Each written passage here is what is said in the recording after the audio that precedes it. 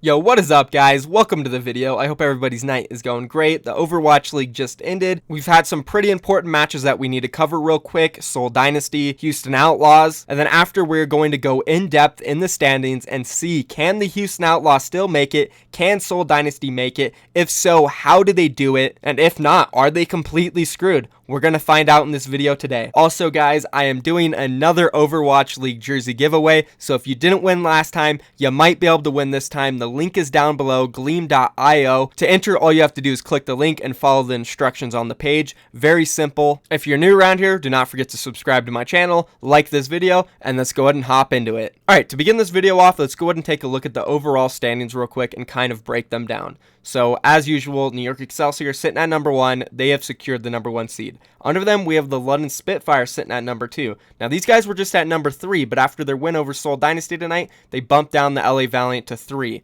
Then in number 4, we have the Boston Uprising, who have really struggled this stage. Without finding a win yet, they could potentially drop even more, but they do have some easier matches coming up against weaker teams, Florida Mayhem and Shanghai Dragon, that they can possibly pick up. Under them, we have the rank 5 Philadelphia Fusion, who are currently undefeated in this stage and can keep climbing if they continue to win. They have some important matches coming up against teams like Valiant, like Spitfire, and if they can secure those, they will move up. Under them, we have the Los Angeles Gladiators, who, just like Philadelphia Fusion, are also undefeated this stage and can continue to move up if they keep winning their games. They also have important ones coming up against Fusion and Spitfire. If they can win those, then they'll definitely move up as well. Under them now, this is where it gets really scary. We have the Seoul Dynasty, who have basically been safe all season long, sitting at rank 3, rank 4, rank 2 even. Now, all of a sudden, after a bad stage 4, are sitting in rank 7, 19 and 15 overall, in danger of not making the overall playoffs. And then under them, we have another surprise, the Houston Outlaws, who for most of the season were sitting around rank 6, 5, even 4 at times, now sitting in rank 8, in extreme danger of not making the overall playoffs.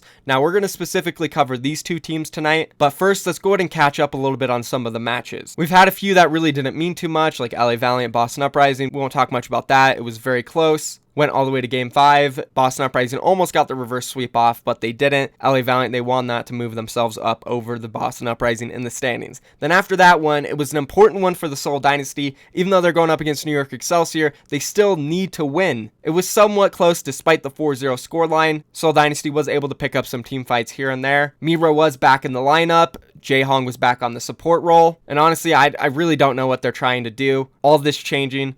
I guess they think Miro needed a break, and he got his break. Now he's back. Hopefully he's better. I mean, didn't seem like it in this match. They still got rolled, even though, they won some team fights. The New York Excelsior were pretty dominant still. So this was a bad loss for Seoul Dynasty, knocking them down even more. Now this next match we have was the San Francisco Shock and the Houston Outlaws. This one was major for the Houston Outlaws. And unfortunately for them, they got rolled. Like, they got stomped out of this match. It was 43 team fight wins in favor of San Francisco Shock, 19 team fight wins in favor of the Houston Outlaws, 177 kills for San Francisco, and only 77 for the Outlaws. This was just not a good match for them. And this was definitely one that the Outlaws 100% needed to win, especially after losing to the Los Angeles Gladiators. In this match, it was pretty much just an overall team collapse. There was no teamwork, complete mess for the Outlaws. We had Jake playing 7 heroes, we had Linkser playing 7 heroes. Cool Matt had one of the worst diva performances I've seen in my life, going 9 and 25 overall. Muma couldn't do anything, the supports were getting dove on. They just got rolled by the San Francisco Shock. And this is exactly what I was talking about going into this stage. You guys got real excited when Houston Outlaws went 2-0 in the first week against 2 of the weakest teams in the league at the time. And I tried to tell you guys, they don't have the flexibility that they need in this meta. They can't run dive whatsoever. Jake, he had pretty much miracle performances in the first week on Genji, Pharah, Hanzo, and all those random heroes he was touching. Now look at him, he's just failing to do anything. And I'm not saying this because I'm a Houston Outlaws hater, guys. I like the Houston Outlaws. They are one of my favorite teams. I have friends on those teams. I've done interviews with Muma on my channel. I want to see them win. I want to see them succeed. But I'm not going to let that blind me and make me say they're better than I think they are. There's been certain points during this season where I was really high on the Outlaws, specifically at the end of Stage 1 and the beginning of Stage 2. I thought they were one of the best teams, top 3, top 4, 100%. But as time went on and I've seen more and more from them, I learned that they are not very flexible and they're not good at adapting, and that's exactly what they would need to do coming into this stage, and they did have a good start against some weaker teams. I kept telling you guys, just wait for week 2, wait for that big match against the Gladiators, wait till they go up against some better competition, and this is exactly why I put them at rank 9 in my power rankings. They just lost to the San Francisco Shock, who I put at rank 7, and I really hate to turn this into like a bragging moment for myself, but seriously, there were so many people in my comments disliking my videos, pretty much harassing me, saying I'm an idiot and I have no idea what I'm talking about, I'm so dumb, I have no right to critique any of the players in the league at all. Well, first of all, you don't have to be in the league to critique players. Second of all, I think I do have a good understanding of the game, and I've definitely proven that throughout this season multiple times. I've been right about a lot of crazy predictions. Sure, yeah, I said Shanghai was going to beat Dallas Field this stage. I was wrong. So what? So did every single other analyst on the desk. It happens, but if you look at it overall, I've been right about so many things. Regardless, that doesn't matter. I don't want to brag myself up here. My point is, just try to understand that I am not hating on any specific team. It's just my predictions and what I think will happen. That's what my channel is based off. Me giving my predictions and talking about the games. Literally, that's what it was from the start, and that's what it is now. And of course, I know I'm going to receive hate, and I know people are going to go down in the comments and say I'm dumb for predicting that their team is going to lose. That's going to come with what I do, and I understand that, and I do my best not to let it get to me, but sometimes it really does, especially when I predict that Houston Outlaws or like Dallas Fuel are going to lose. Some people get pretty crazy down in the comments, and there's a lot of them. Anyways, I do love everybody, and I appreciate you guys watching my channel, whether you hate me or you don't hate me. I really do, at the end of the day, enjoy doing this, and for all you guys saying, because I'm doing Fortnite content now, I'm gonna quit doing Overwatch League content, my channel's going to die, that's not going to happen. Daily uploads every single day, guys. That's what I've been doing from the start. That's what I'm going to continue to do. I just really had to say those things because it's been very annoying reading a lot of my comments lately and just getting so much hate. I feel it's very undeserved considering I am the only person who has been committed to delivering Overwatch League content every single day for over hundreds of days in a row. It's very hard doing this stuff, and I do feel I deserve some credit at times. Anyways, whatever. Let's go to move on. I'm done talking about that crap and talk about this London Spitfire versus Seoul Dynasty match that just happened. Seoul Dynasty, they weren't quite able to do it, although it was pretty close overall. We saw in the first map, Kings Row, Seoul Dynasty, they picked up a first hold. They were looking strong, but then we swapped over to Hanamura. London Spitfire, they did the same exact thing back to Seoul Dynasty, a first hold. And after this, I was kind of excited, thinking we might get a game 5. We moved on to Lijiang Tower. London Spitfire, they ended up taking this, although it was very close. And interestingly enough, Prophet was running the Pharah here, something we really haven't seen all season long, besides maybe one round here and there. But he looked pretty good on it. And London Spitfire, they're able to pick up Lijiang Tower, going up in the series 2-1. We then moved on to Gibraltar, and this was a pretty dominant performance by the Seoul Dynasty. I know they let the London Spitfire push it in, but they really didn't have any time left over, while Seoul Dynasty had about 3 minutes. They were able to pick this up, and then we went over to Nepal,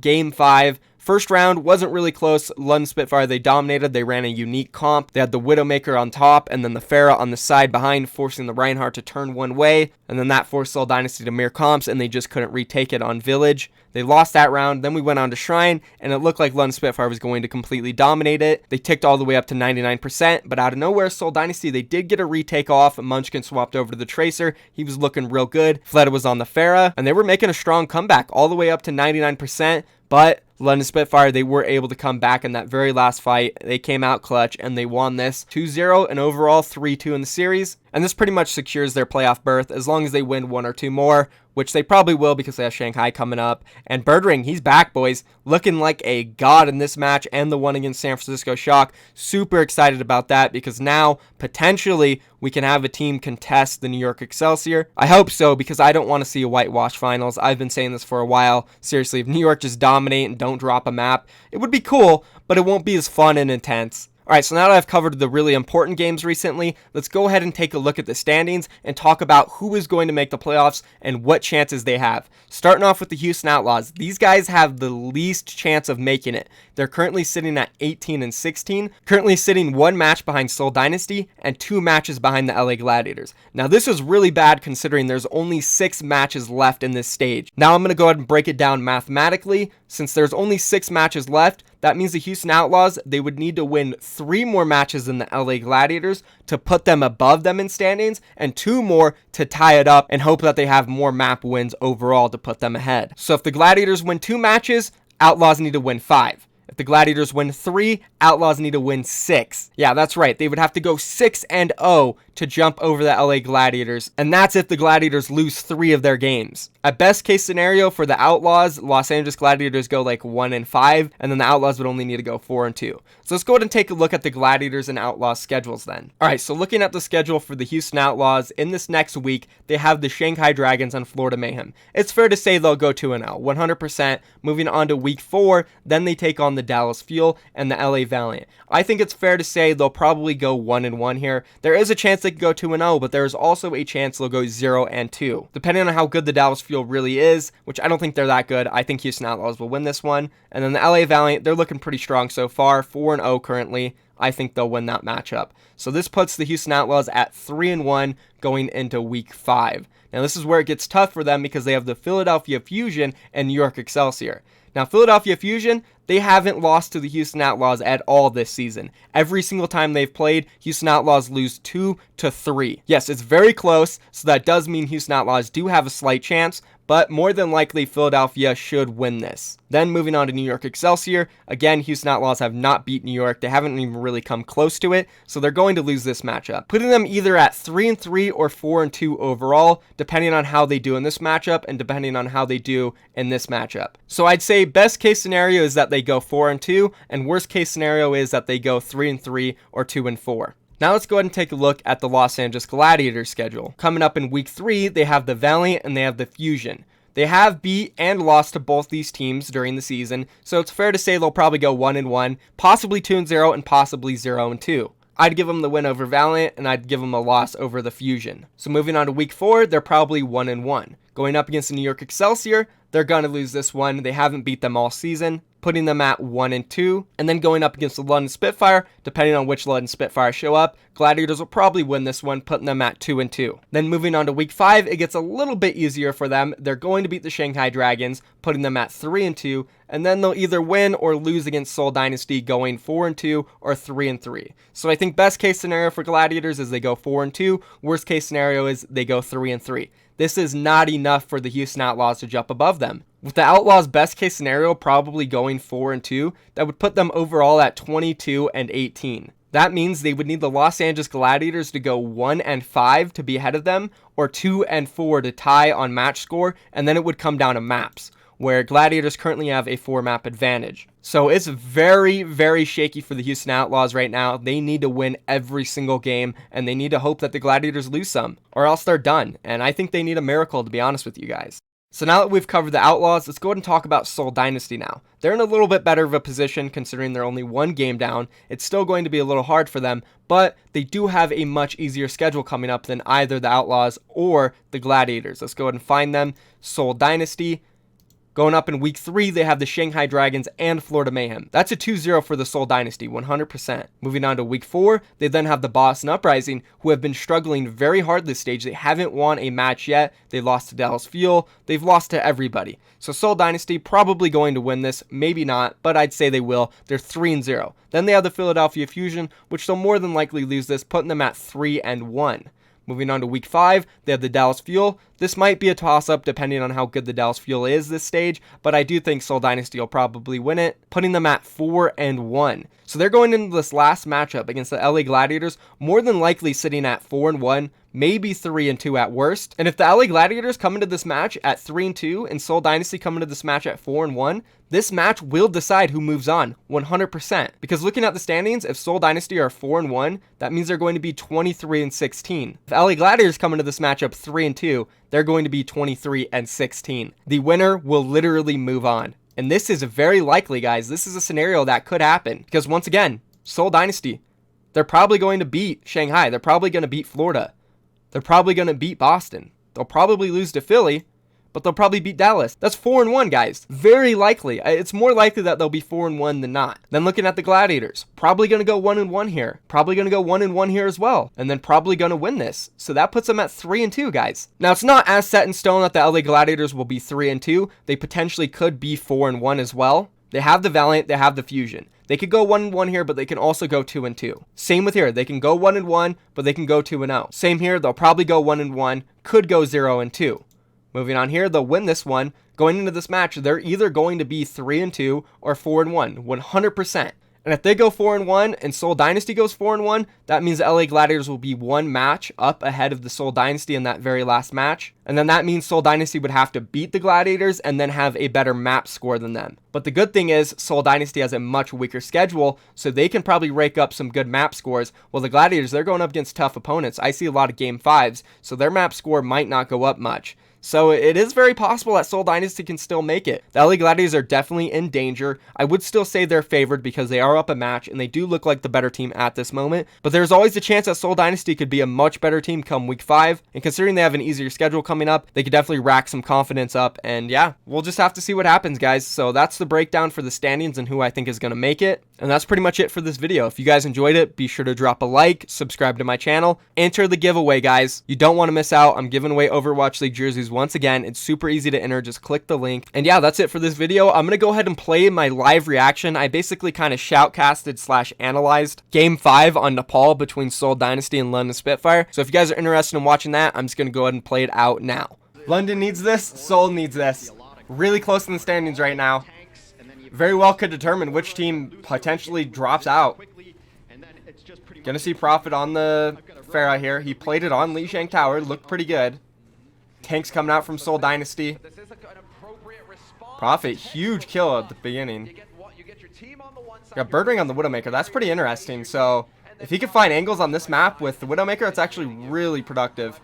Flooded with a nice hook there. So they want to get Farah on the other side to get the Reinhardt to turn around, and then the angles for Birdwing, he's going to be playing around the top and side areas where he is right now and looking for those shots on the squishies.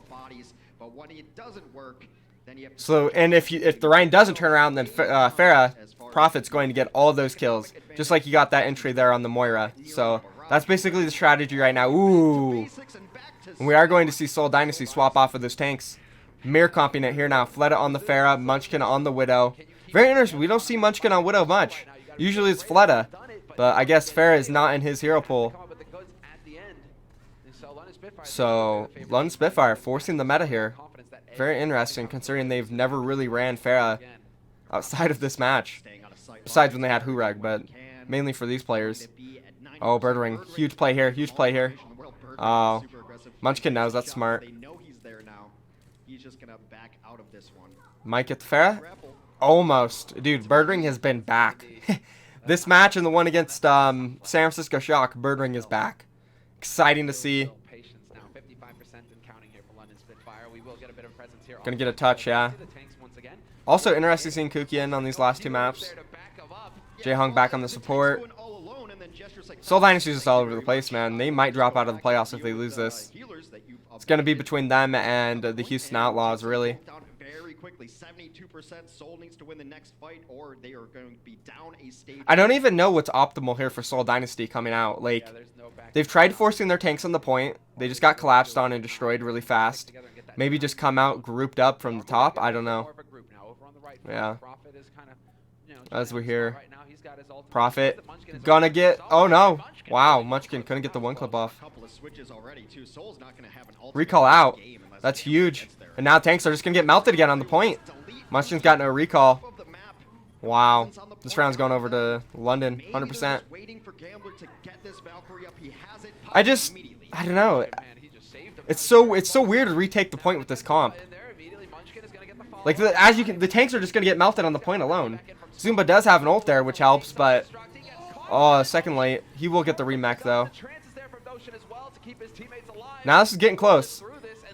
Profit picks up Gambler. That's huge. And yeah, that's going to be it. So, like, with Seoul Dynasty's comp, I don't know. Like, I know they're mirroring it, but you don't have control, so it's not the same exact thing. To retake the point there, you got to get a substantial amount of players on that point. Like, pretty much 5 or 6. Just setting Kuki and Zumba there, they're going to get melted. They're going to get shot on the sides from Profit. Then they're going to get contested by Fury on the other diva. So, I don't know. Weird situation there. Let's see what round this is. Village is down. It's either going to be Sanctum or Shrine. Depending on what it is. Shrine will probably see the same comps. Yep, it's going to be the same comps. Actually, no, Profit swapping over to the Brigida. It's going to be a, no, not a mirror comp, but pretty close to it. Munchkin on the McCree. He's definitely more comfortable on that than the Widowmaker, if I had to guess.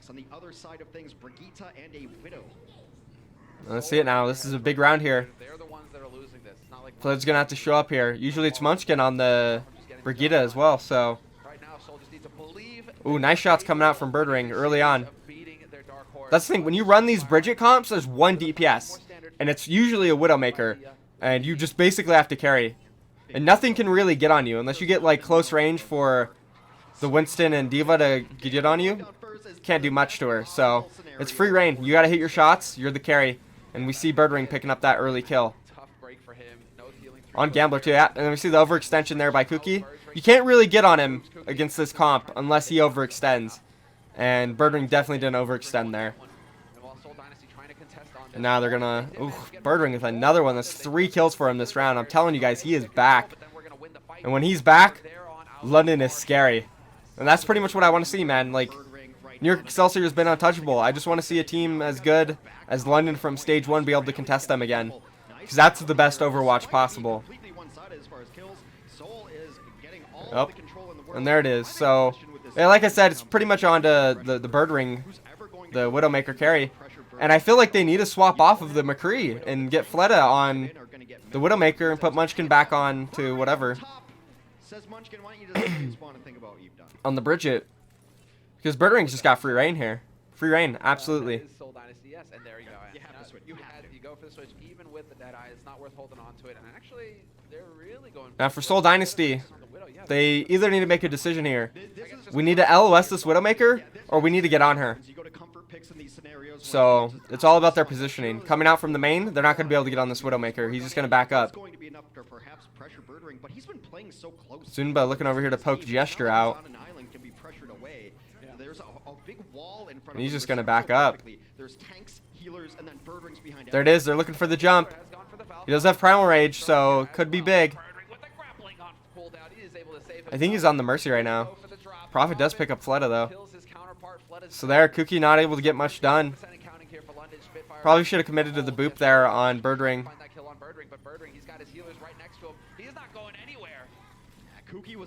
I feel like I don't know. Was Birdring like just taking a break? Like, is he just not trying for like a month or something? Because out of nowhere, like boom, these guys are gone. He's amazing again. Like he's looking like the best Widowmaker in the league. It's crazy. I really don't understand. Very hard to come in on this. Flatout goes to Farah against this. Huh. Yeah, not sure about the Farah pick. No, that's it. That's my analysis. Huh. Yeah, exactly. I mean, that's not a good pick.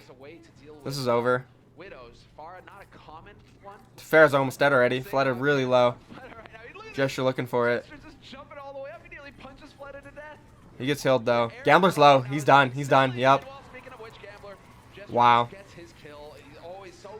Trank coming out, but we have a Trank for Bedosin as well. Fleta does take out Birdring, but he goes down to Fury. And this is close. Munchkin coming in. Munchkin actually doing a lot of damage here onto the tanks, picking up 2. Nuss does get the res off, but I don't know if it's going to be enough. Yeah, that's going to be it there. Fury going down. Seoul Dynasty turning that around somehow. That was a huge kill by Fleta onto Birdring. If he didn't get that kill, I don't think they win there. Munchkin swapping over to the Tracer. Was good in that fight, but overall, not sure how good it's going to be, especially with Prophet sitting here on the Bridget. He's going to be able to counter him fairly easily. Just group up, guys. Just group up together. But Ocean already has armor, and they're taking. Here come the wall hacks. Gesture looking to force out Kuki. Taking control of the point. See, this is how you need to retake with these comps. This is what Seoul Dynasty hasn't been doing. London Spitfire, they're just grouping up as a team coming in. Prophet does get taken down, though, by Munchkin once again. Huge kills coming out from him. And there it is. That's a team fight win in favor of the London, or of the Seoul Dynasty. Phone is just vibrating like crazy. They're just zoning out right now, forcing them back, getting more kills. And now this is going to be the very last fight. So this is interesting now. Just when we thought it was over. Farah pick working out for them. Tracer pick working out for them. Old school composition here. This is what we used to see like a year ago. Pharaoh Tracer comps. Better just run a McCree here. To London's credit, they have Oh yeah, Birdring swapping off of that Widowmaker. He's now on the McCree. Well, we have had that change.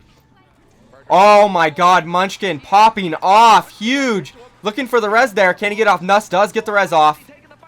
Fleta getting caught out there. 4 HP. Oh my god, he doesn't go down though. Wow, that was so close. Very dangerous moment there for Fleta. Trent coming out here. Looking for the barrage, but Birdring picks it up. That was not a good angle. Fury also has the self-destruct, going to be able to get that remech. Birdring free reign here on Gambler, and he is popping off here. And I think Ludden Spitfire is going to be able to take this, and that's all she wrote. Wow. Wow. That stick by Munchkin was so big, but the res by Nuss coming back with it. Wow. Crazy series going all the way to game 5. It was close the entire time. Gibraltar was close. Li Jiang was close. Great series.